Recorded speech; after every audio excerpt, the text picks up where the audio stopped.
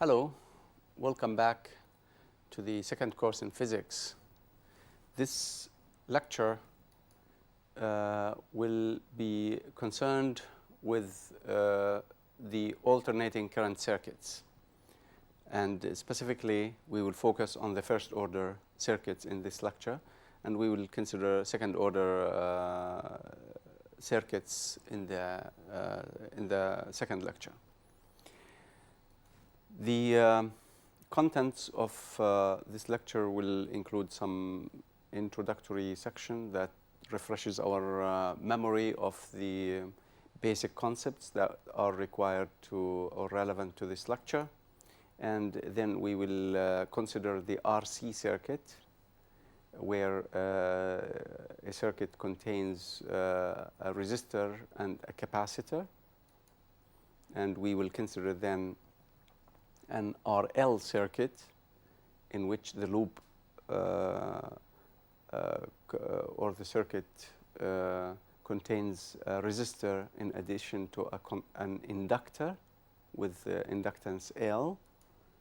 And then we will define the reactance of the capacitance of the capacitor or the inductor. And then we will discuss in general the first order circuits. And just to begin with, we refresh our memories with some ideas that are relevant. So we consider the case of a charging capacitor. If we have a capacitor and the capacitor is drawn like two parallel plates, as we see, if the capacitor is being charged, then the Q, the charge accumulating positive charge on one plate and negative charge on the second plate is given by the capacitance of this capacitor times the voltage drop or the voltage difference between the two plates. V is simply the voltage of the positive plate minus the voltage of the negative plate. And I is equal to dq by dt, which is C dV by dt. And the power is simply equals to I times V. That is the power delivered to the capacitor during the charging process, which is equal to C times V times dV by dt. That's the power. And then the energy, which is the energy stored in the capacitor, as we have discussed previously, which is the work done in delivering the energy to the capacitor, or the integration of this power, is simply equal to C times V square over 2. So if we charge the capacitor to a charge Q or to a voltage, a potential difference V between the two plates, then the work done in doing so is simply equals to 1/2 CV square, which is the same as the energy. This work is stored as an energy inside the capacitor. And now, if we have an inductor with an inductance L, and a current is driven through the inductor, then the flux, magnetic flux through this inductor is simply L times I. Phi is equal to L times I, where L is the inductance of the inductor.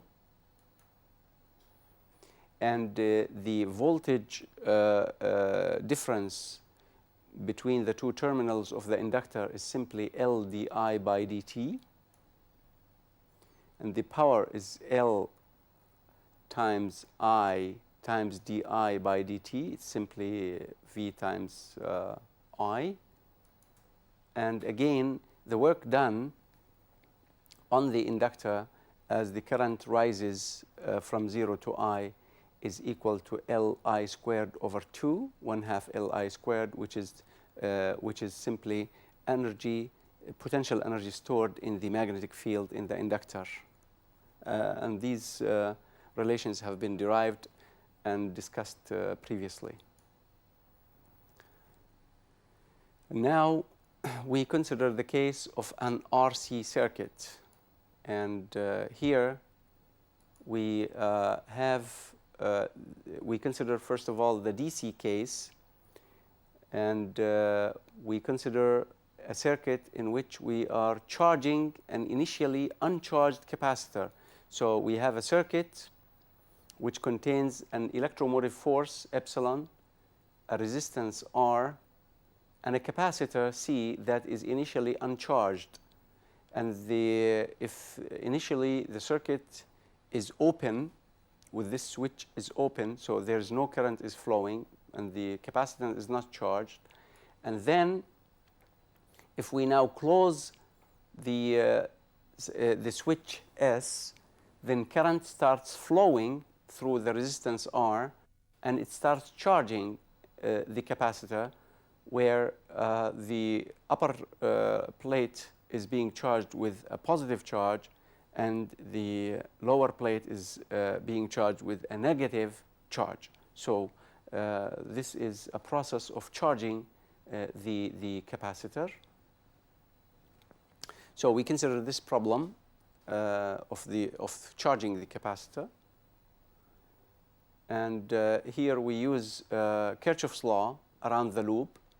And as we go around the loop, we have epsilon, which is the total electromotive force across the loop or around the loop.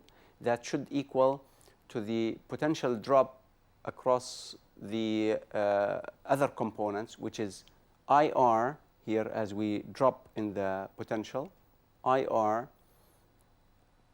plus C as we drop in the potential from the plus to the minus.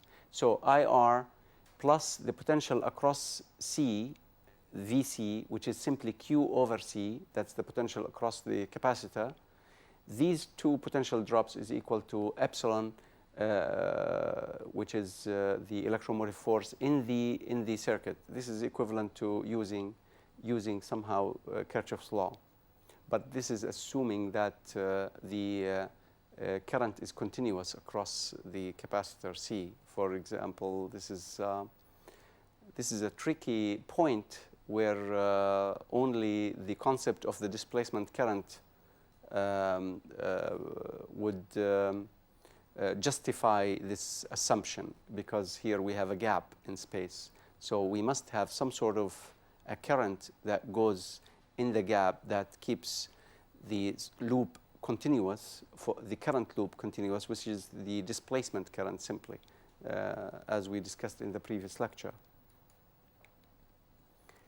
And the solution for this differential equation is we just rearrange the terms, and we put the term that contains the charge Q together in the same side with the dq, and the other terms with the side containing dt. So we have dq over q minus c times epsilon, integrated from the initial time to the final time. Initially, the charge was 0, and finally, the charge, we assume it's equal to q, and this is equal to minus dt over rc. This is just from the previous differential equation. And this is integrated from the initial time to the final time. We assume that the final time, t, is the time at which the charge is equal to q. So we do this integration, and the result is the result of this integration process is given by q is equal to C, the capacitance, times epsilon, times 1 minus exponential to the power minus t over RC. This is the result of this integration. And if we look at the factor RC, this factor has a dimension of time. It is t over RC. This exponent should have no dimension. So RC should be time. And we call this RC tau, and the time constant. We call it the time constant for the circuit, for the RC circuit. So tau is equal to RC is the time constant for the RC circuit. And now if we plot Q with time, the shape or the behavior of Q with time is that it grows from 0 until it reaches a maximum value of C times epsilon. And this can be observed directly from the relation.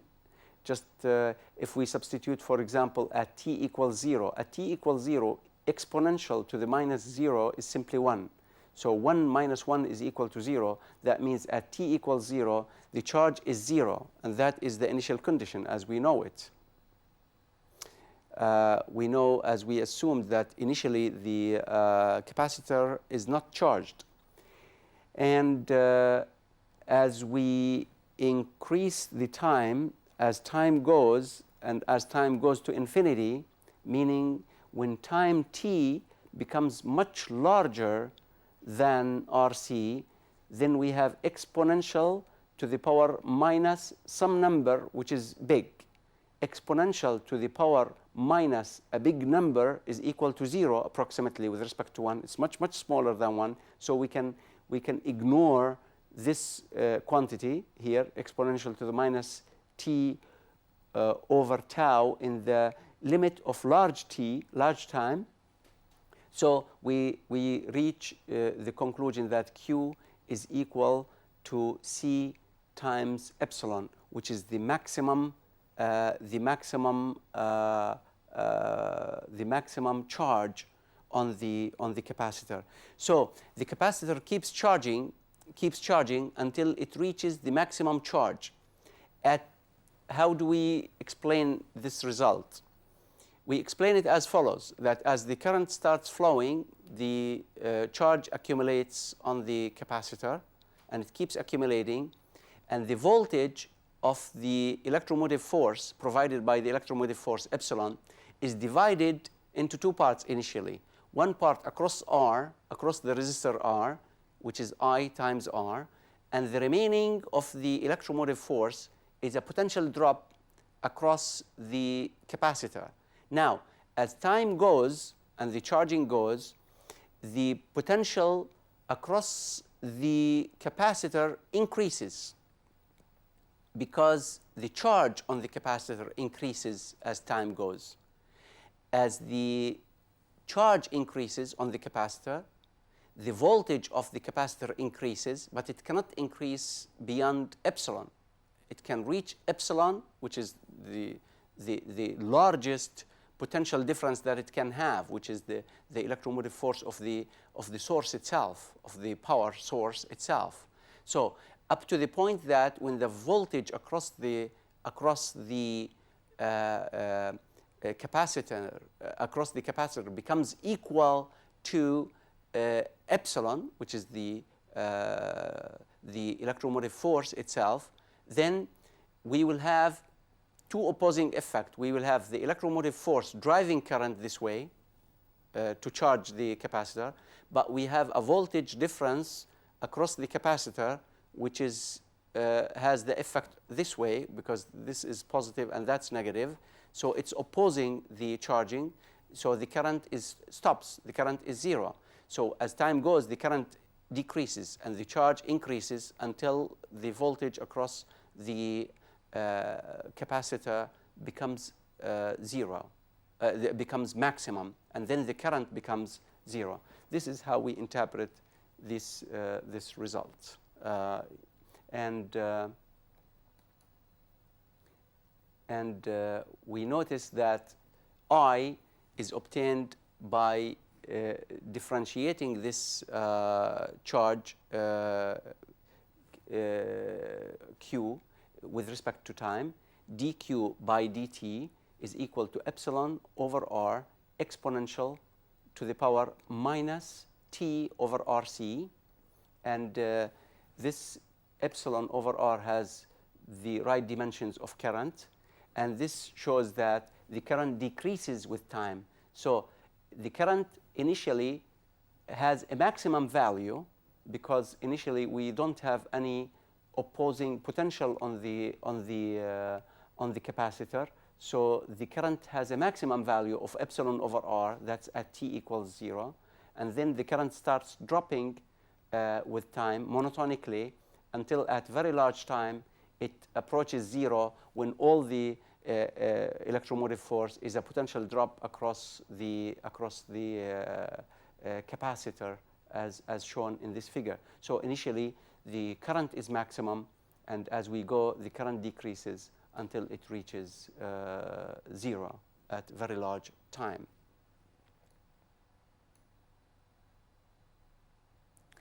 And as a comment, this is the case where we have a very simple circuit where the capacitor is hooked to a simple circuit of a resistor plus an electromotive force.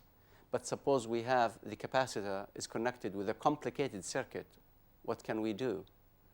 Then in this case, we construct the Thevenin's equivalent of the network. And the Thevenin's equivalent is simply a resistor, R Thevenin, in series with an electromotive force, which is epsilon Thevenin. And we substitute, instead of epsilon, we put epsilon Thevenin, and instead of R, we put R Thevenin, and then the analysis follows directly as we have obtained.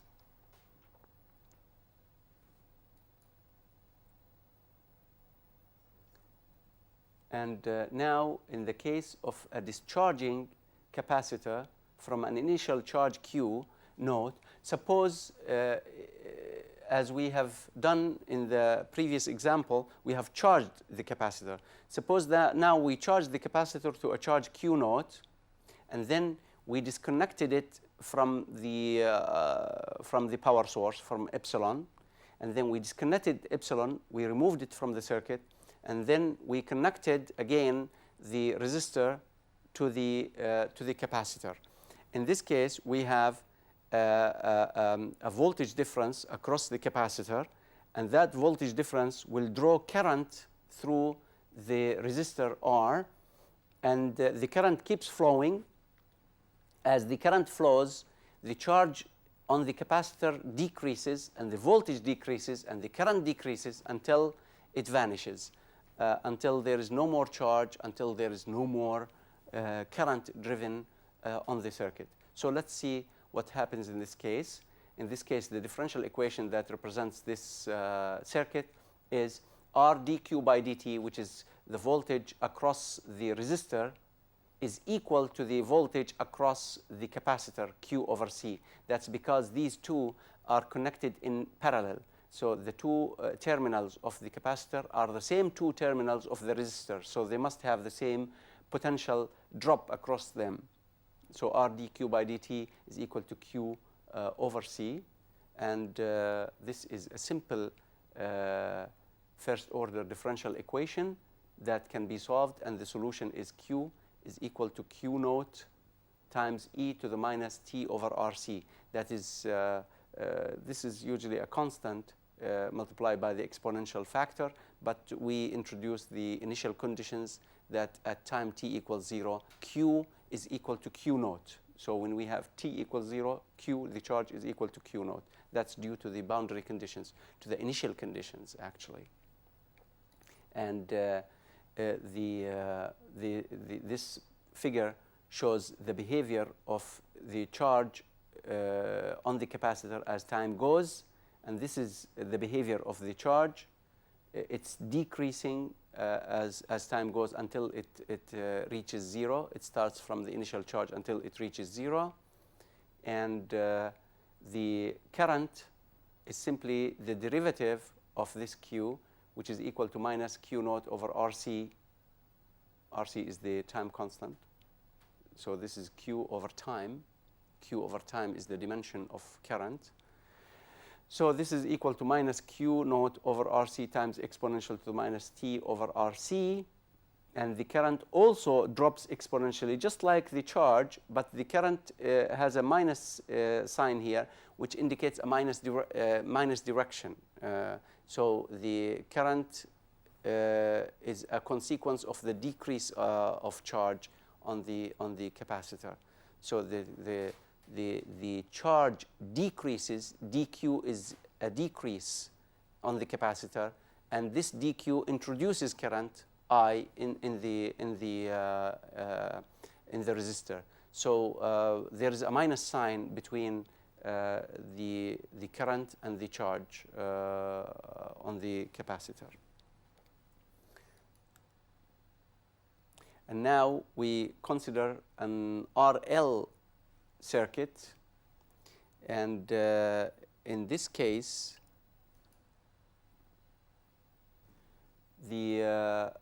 in the DC case, again, DC case meaning the electromotive force is not oscillating in time, we have a circuit that contains a resistance and an electromotive force and an inductor with inductance L, and initially the switch is open, and then if we close the switch, current starts flowing through the inductor and the resistor. And again, using Kirchhoff's law, we have the electromotive force is equal to the potential drop across all these components. The potential drop L di by dt is simply the potential across the inductor, and IR is the potential across the resistor. So this is a first order differential equation, in homogeneous first order differential equation. Again, we rearrange these different terms, and we put the di with the terms that include I together on one side, and the remaining terms that do not contain I, we put them on the other side of the equation, and we get the solution is something like this, and we integrate over time from the initial time to the final time. Initially, the current was 0, and finally, the current, we assume it's I, is driven across the loop, and the integration is di over I minus epsilon over r is equal to minus integral from 0 to t r over L dt. And this is also a simple integral to perform. This gives len factor, and this gives simply r over L times t. And this can be written with the initial conditions as I is equal to epsilon over r times 1 minus exponential to the power minus t over L over r. Now this it looks exactly similar to the previous result in the case of the RC, but with now the time constant is equal to L over R. In there it was RC was the time constant for the RC circuit, and here for the RL circuit the time constant is simply L over R, because L over R has units of time, and this dimension has dimensions of current, the right dimensions. And again, the current behaves this way, just like the behavior of the charge on the charging capacitor, just exactly in the same way. It starts from 0 and saturates after very large time. So at time t equals 0, this is 1, 1 minus 1 is 0, and the current is 0. And as time goes very large with respect to L over R, this factor e to the minus t over L over R can be ignored with respect to 1, and then the current reaches the saturation value or the maximum value, which is simply epsilon over R. It's very similar to the behavior of the RC circuit, of the charge as in the RC circuit. And now the current obtained, the potential across the inductor can be calculated by finding di by dt, because L times di by dt is simply the potential across the inductor. Di by dt is simply equals epsilon over L times exponential to the power minus t over L over R. And this starts, which is the potential across the inductor, starts from a maximum value in the beginning as t equals 0, and then it starts decreasing as the time saturates. And this is because this potential across the inductor is induced due to the changing in current. So initially the current is changing very fast, dramatically is changing in the beginning, as we saw in the previous figure, and that gives the maximum potential across the inductor. And then as time goes, the current reaches saturation and then reaches a constant value. And when the current reaches a constant value, then the flux is not changing across the inductor. Then there is no di by dt or L di by dt equals 0 at very large times in the steady state case. And now we come to talk about a new concept that is relevant to RC and RL circuits, which is the reactance. The reactance of the circuit, which is some sort of a resistance of the circuit. And let's look into this concept. And so suppose that we have an AC voltage power supply rather than a steady constant electromotive force. And U of t, we call it U of t, the voltage as or the electromotive force, the time-dependent electromotive force. We call it U of t, and we assume that it changes sinusoidally in time. It changes as V naught cosine omega t. Let's assume that. And if now a resistor R is connected across the potential, then current is drawn across through this resistor, and the current is simply equals to U of t. The current I of t is equal to U of t over R, which is V naught cosine omega t over R. And this shows that the current and the voltage are in phase. The voltage across the resistor and the current through the resistor are in phase. They have the same phase, cosine omega t, and here cosine omega t. They are in phase, we call them. They have the same phase. So if we have now a purely capacitive circuit, in the case of a purely capacitive circuit, if we connect a capacitor C across the voltage power supply instead of the resistor, in this case, there is the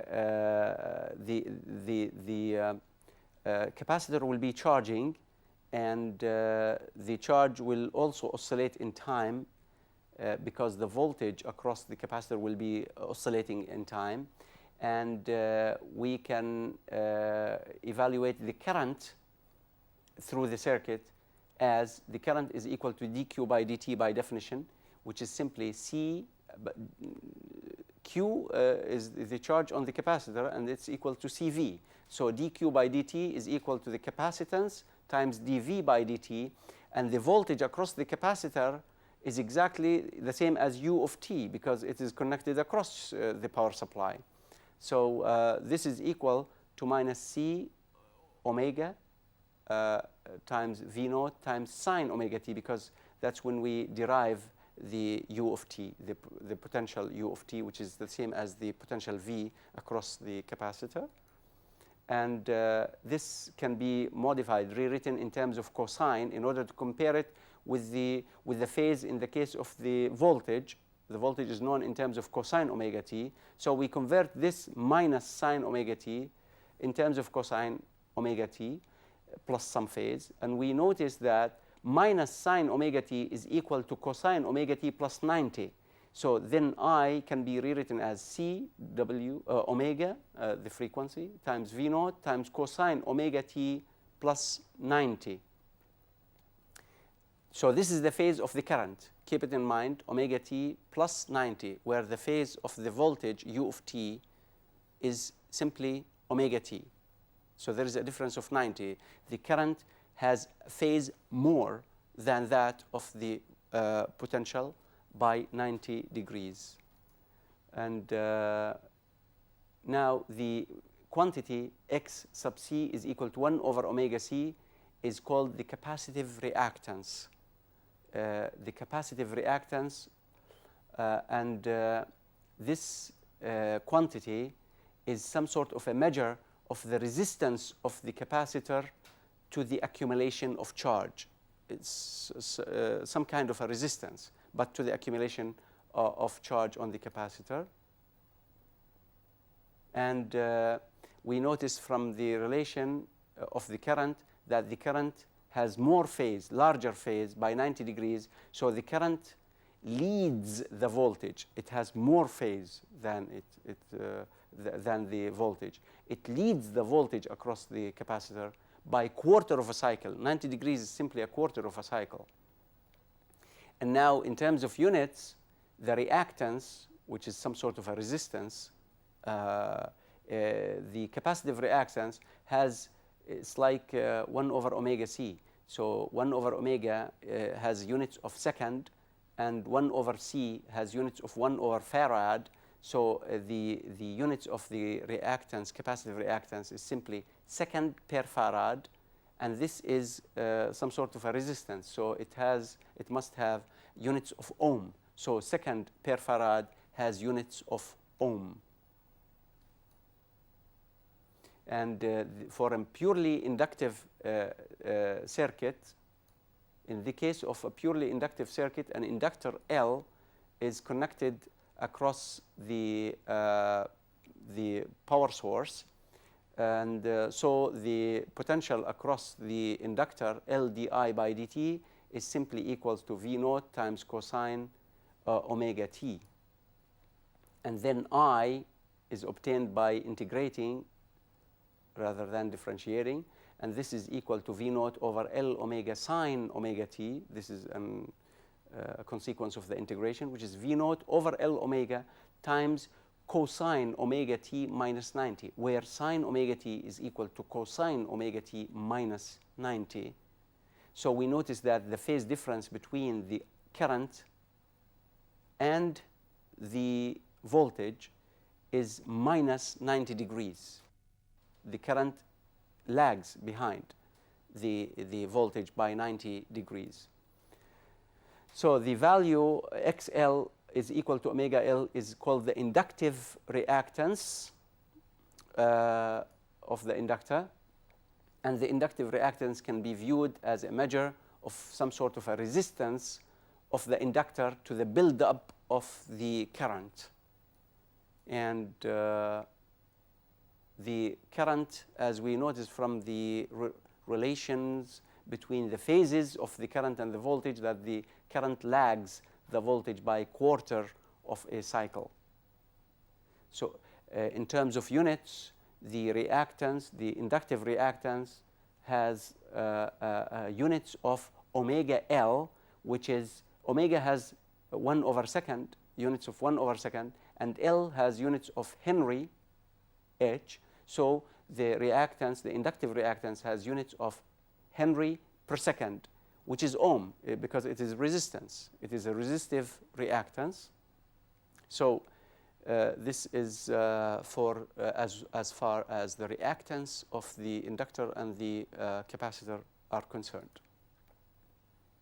And now, after we have introduced these essential definitions, we move to the first order circuits, and we consider some circuits like the RC circuits or RL circuits. We consider RC or RL circuits.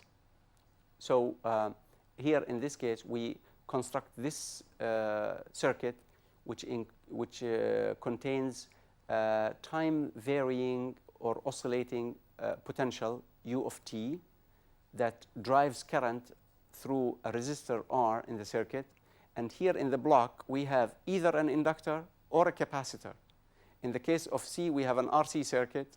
In case of L, we have an RL circuit. And here is a switch that we can open or close in order to start the current or stop it. And now, in this case, for example, in the case of RC, we have RC times dV by dt plus V is equal to U of t. Here we are writing, for example, instead of this is the voltage across the capacitor, and this is the voltage across the resistor, because the voltage across the resistor is simply R times I, and I is simply dq by dt, and dq by dt is C dV by dt, as we have said, and this is equal to the total electromotive force. And in the case of the inductive circuit, we have L over R di by dt plus I is equal to U of t over R. Here we have IR as the voltage across R, but we have divided the whole equation by R. And this is done in order to obtain a similar shape for these two differential equations, whether for the capacitive circuit or for the inductive circuit. In each case, we have here is the time constant. RC is the time constant tau for the RC circuit. Here, L over R is the time constant for the RL circuit. So in each case, we have tau times d by dt of some variable, which is I here and V here, plus the variable itself, V here and I here. And we have here a time-dependent function, which is U of t here and U of t over R in this case. So this can be written in a general form, which can be applied to either way, where tau is the time constant in any of the two cases, d psi by dt, where psi here is the variable, which is V in the case of RC circuit, and I in the case of the RL circuit, and here plus psi in both cases, psi, and equal a function chi of t, and chi of t is U of t in the case of RC and U of t over R in the case of the RL circuit. So this differential equation applies to both cases, and this is an inhomogeneous first order differential equation, and we can solve it. The general solution, we consider the differential equation that it looks like this form, and we go for the general solution. We define the quantity S is equal to the integral of P, this quantity here, P of t dt. And the solution, the general solution, is given by the differential equations, by the known techniques of the differential equations, is psi is equal to k times e to the power minus s, where s is determined, plus e to the minus s times the integral of e to the power s times q of t times dt. This is the general solution, where the first term, k times e to the minus s, is called the transient solution, psi transient, and the second term, psi sub s, is called the steady state solution. This is the long-term solution after time goes to infinity, because after time goes to infinity, this drops to zero, and we are left with only this term, which is the particular solution, called the particular solution or the steady state solution. And so the solution of this differential equation is simply psi is equal to psi transient plus psi steady state, and the transient solution satisfies the homogeneous equation tau d psi by dt plus psi is equal to 0, and it's just as before. So the transient homogeneous solution which satisfies that equation simply is S, in this case, S is equal to the integral dt over tau, which is equal to t over tau, and the transient solution is simply k times e to the minus t over tau, where tau is the time constant of the circuit. And the particular solution, the second contribution, which is coming from the inhomogeneous part, or the steady state solution, is given by this. Psi sub s is equal to e to the minus t over tau, because we have evaluated this quantity s, times the integral e to the t over tau times chi of t over tau dt. That's by definition of the solution. And now we just have to introduce the value of chi of t inside the integral, and if we know chi of t, which is the power supply, which is the voltage, and as a function of time, then we can evaluate the integral and we can have the solution. So as a special case, for example, in this lecture we'll encounter this special case where chi of t is not time dependent. It's like in the previous case that we have considered. Assume that chi of t is simply constant, chi naught. And in this case, the steady state solution is simply e to minus t over tau times the integral e to t over tau times chi naught over t times dt. And this is simply, when we evaluate this integral, simple integral. It's an exponential that remains exponential, but with t multiplied, it's equal to chi naught. So this is the solution in this special case. And thus, psi is equal to k exponential to the minus t over tau, which is the transient solution, plus the homogeneous, plus the particular solution, or the steady state solution, which is chi naught as determined here. So this is the full solution. What remains is to apply the initial conditions in order to determine the constant, because the solution is not full now. So put psi at t equals 0 equals to 0 as an initial condition, and this gives you k is equal to minus chi naught, and in this case the general solution is equal to psi equals to chi naught times 1 minus exponential to the minus t over tau. This is the general solution. And now we have to introduce the value of chi naught in each case. In the RC case, for example, psi is equal to q over c, and chi naught is equal to epsilon. If we introduce these values, then we obtain the relation for the RC circuit. And for the RL circuit, we have to substitute in this solution. Psi is equal to I, and chi naught is equal to epsilon over r. And if we make these substitutions, we reach exactly the same results as we have obtained before. And at this point, I finish my lecture, and I thank you for your attention.